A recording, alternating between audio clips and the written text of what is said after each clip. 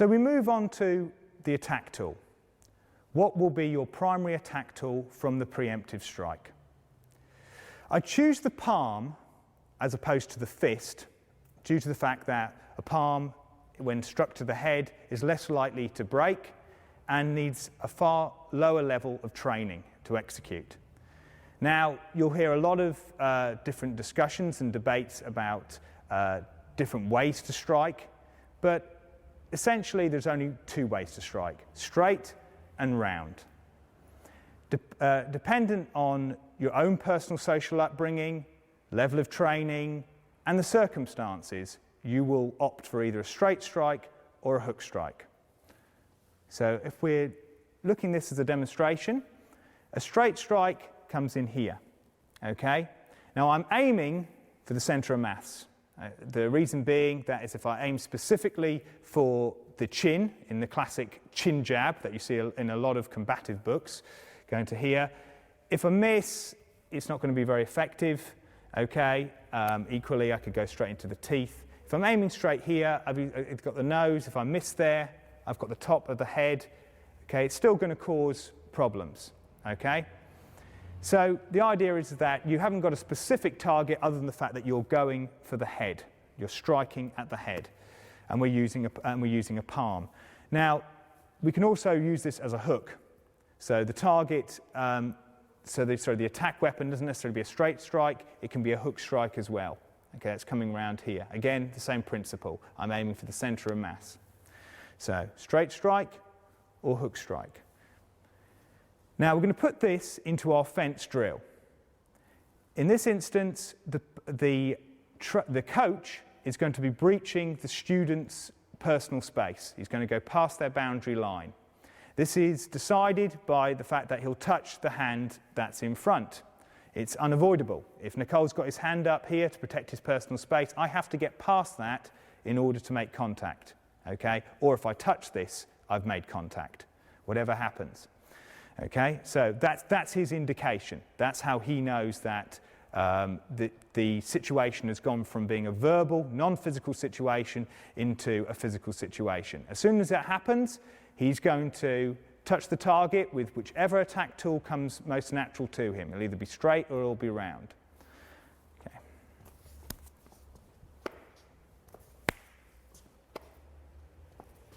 Okay, and if you notice how this drill's done, it's touch contact. Okay, so when Nicole goes in with that strike here, he just goes straight to touch contact. It's enough so it doesn't compromise any the way he's delivering it, his execution.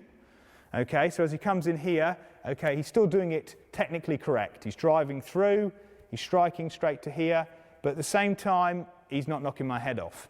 Okay, we haven't got a focus mitt here, or this is not a full resistant training drill, so he's making contact. The reason why we do that is also to get students familiar with the targets they're hitting. You can hit a focus mitt, a punching bag, or any form of striking apparatus as hard and as regularly as you want. But if you're only hitting that and you're not used to striking a genuine human shaped opponent, then that's all you'll get good at doing. You'll get good at hitting a bag, you'll get used to hitting a focus mitt. So this is important for the overlap. Obviously, the downside of this is that we can't do it full contact, but it's important to do to start with. Okay, so again, there's a simple drill, bang, okay, there, boom. Okay, and you can vary it, and you can include it with the aggression. Come on then, come on then, come on then, bang.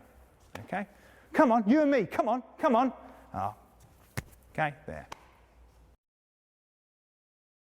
So this next stage of the drill, we're overlapping the same exercise, but this time we can do it in a more realistic manner with a pair of focus mitts. The downside of this is that, as explained previously, you're not striking a real opponent, you're not striking a real person. However, the good side of it is that you can hit it with uncontrolled force and as regularly as possible. Now, the way that I would advise that you strike focus mitts is that, the way that I advise a coach to hold the focus mitts is A, very firmly. The last thing you want is a mitt that's going to go flying all over the place. Your object is for your training partner to hit it full force regularly. Now, when they hit the pad, you don't want them to be trained in just hitting once, okay? This type of drill, okay, so if Nicole just hits it once, okay, all it's training him here, okay, is that the person will go down. It's an assumption, okay? Truth is, in a real life situation, things go wrong. When a person hits first, they might not hit it nearly hard enough, they might miss, they might, the shot might just not be enough to knock the other person down.